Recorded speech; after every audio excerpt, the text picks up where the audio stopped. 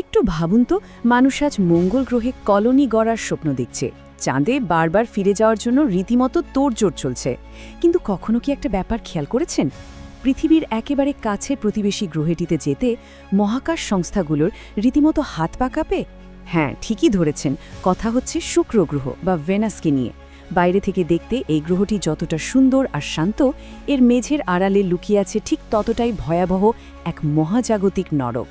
চলুন আজকের এই ডকুমেন্টারি বিশ্লেষণে আমরা সেই রোমাঞ্চকর আর গায়ে কাটা দেওয়া রহস্যের গভীরে প্রবেশ করি।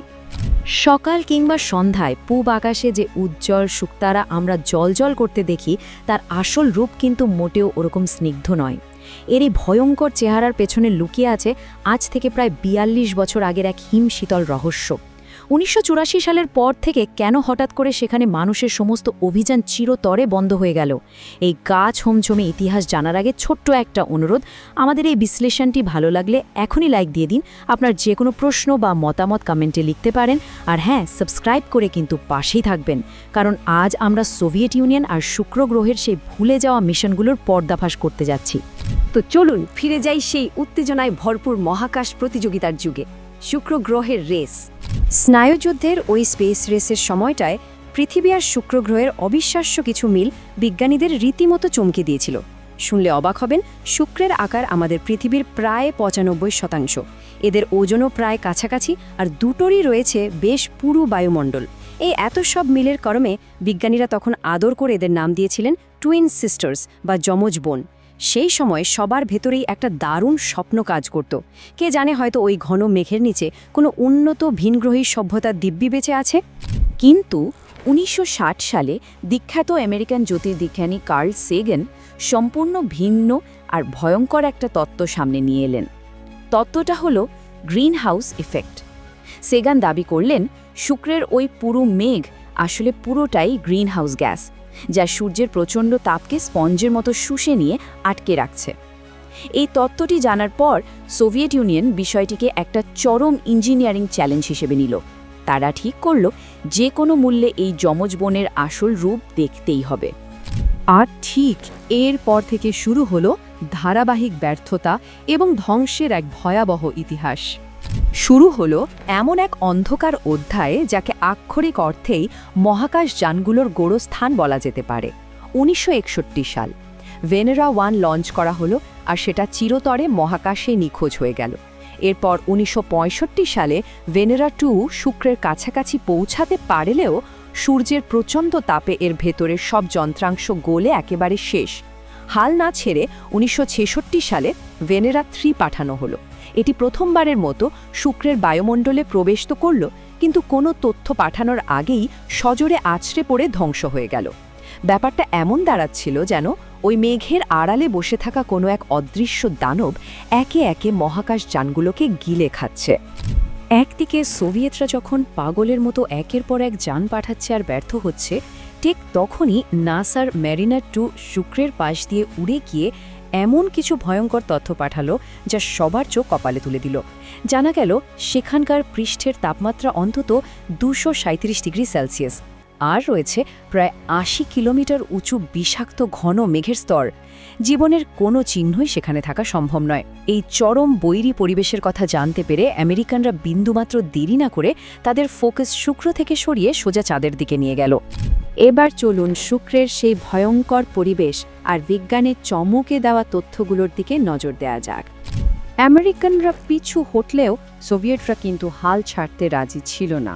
১৯৬৭ সালে তাদের ভেনেরা 4 মিশন এক অকল্পনীয় ডেটা পৃথিবীতে পাঠালো, ৪৮০ ডিগ্রি সেলসিয়াস। হ্যাঁ, ঠিকই শুনেছেন, ভেনেরা মিশনগুলোর থেকে এটা ১০০% নিশ্চিত হওয়া গেল যে শুক্রের পৃষ্ঠের তাপমাত্রা ঠিক এতটাই চরম। এই তাপমাত্রার মানে বুঝতে পারছেন? এটি এমন এক উত্তাপ যা অনায়াসী কঠিন সীসা বা লেডকে গলিয়ে পানির মতো তরল করে ফেলতে পারে। একটু কল্পনা করুন তো, এমন জ্বলন্ত চুল্লির মতো পরিবেশে কোনো কিছু টিকে থাকা কতটা অসম্ভব। আর ভয়ের ব্যাপার শুধু তাপমাত্রা নয়, সেখানকার বায়ুমণ্ডলীয় চাপ শুনলেও শিউরে উঠবেন, প্রায় ৯০ অ্যাটমসফিয়ার। আচ্ছা, এই সংখ্যাটার মানে কি? খুব সহজ করে বলি, ধরুন আপনি পৃথিবীর কোনো মহাসাগরের ঠিক ১ কিলোমিটার গভীরে ডুব দিয়েছেন। সেখানে জলের যে বিপুল আর পিষ্ঠ করা চাপ আপনি অনুভব করবেন, শুক্র গ্রহের ভূপৃষ্ঠে বাতাসের ঠিক সেই পরিমাণ চাপ রয়েছে। আর ঠিক এই ভয়ঙ্কর চাপের কারণেই ভেনেরা 4 এর পরিণতি হয়েছিল অত্যন্ত মর্মান্তিক। শুক্রের পৃষ্ঠ থেকে ২৬ কিলোমিটার উপরে থাকতেই প্রচণ্ড বায়ুর চাপে আস্ত মহাকাশযানটি ঠিক একটি খালি টিনের কৌটার মতো দুমড়ে মুচড়ে যায়। বিজ্ঞানের ভাষায় এই ঘটনাকে বলা হয় ইমপ্লোশন।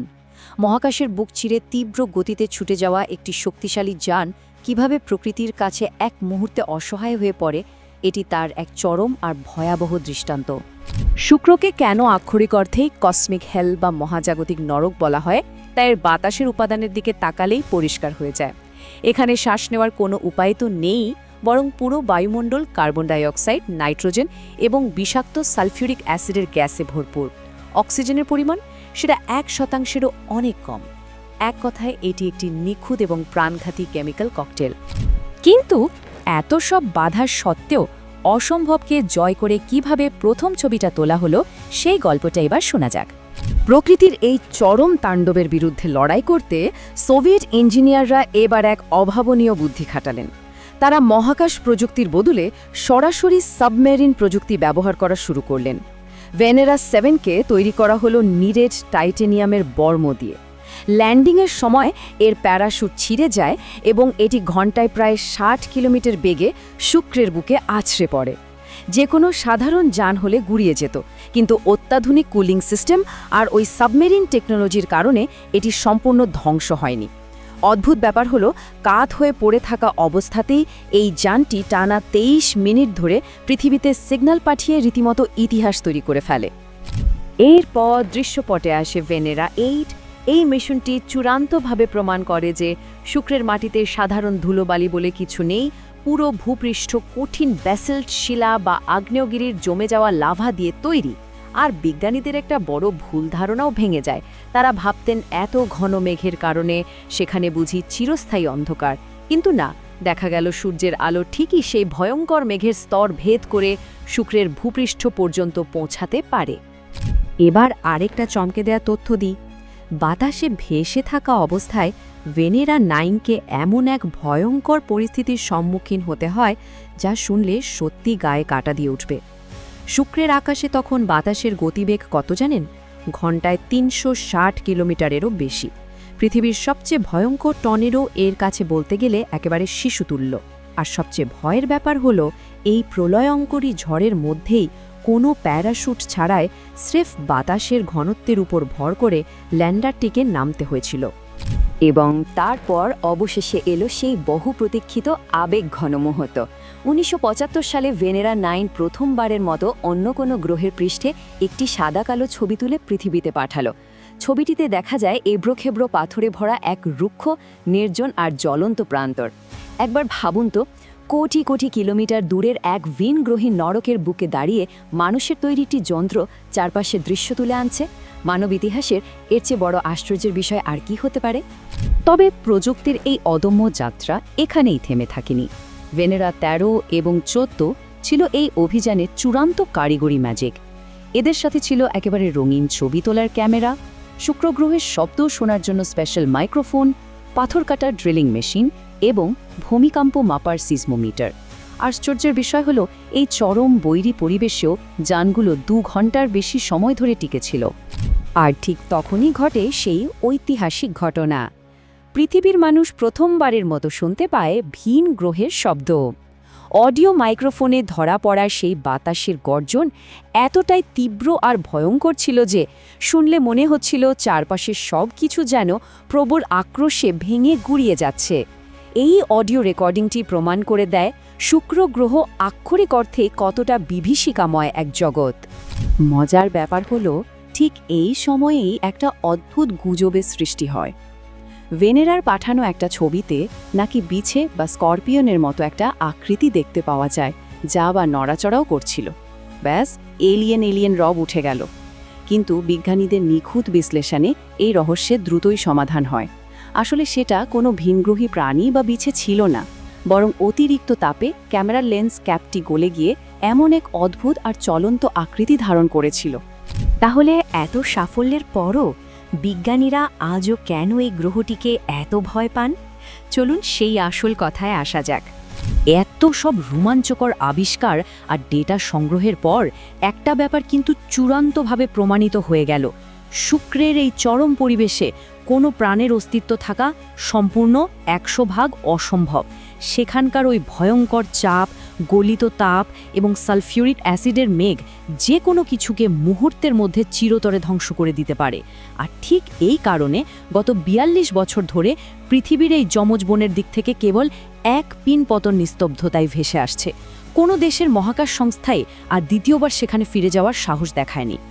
এই পুরো বিশ্লেষণ শেষে একটা গভীর প্রশ্ন খুব স্বাভাবিকভাবেই আমাদের মনের ভেতর উঁকি দেয়। পৃথিবী আর শুক্র এই দুজনেই তো একসময় যমজ বোন ছিল, তাই না? তাহলে শুক্রের এই পরিণতি কি নিছকই কোনো দুর্ঘটনা, নাকি মাত্রাতিরিক্ত গ্রিনহাউস এফেক্ট আর চরম উষ্ণায়নের কারণে আমাদের এই সুন্দর সবুজ পৃথিবীর চূড়ান্ত পরিণতিও ঠিক এমনই কোনো মহাজাগতিক নরকের দিকে এগোচ্ছে? এই প্রশ্নটা কিন্তু সত্যি আমাদের নতুন করে ভাবতে বাধ্য করে। মহাবিশ্বের পড়তে পড়তে এমন আরও অনেক অজানা আর ভয়ঙ্কর রহস্য ছড়িয়ে আছে।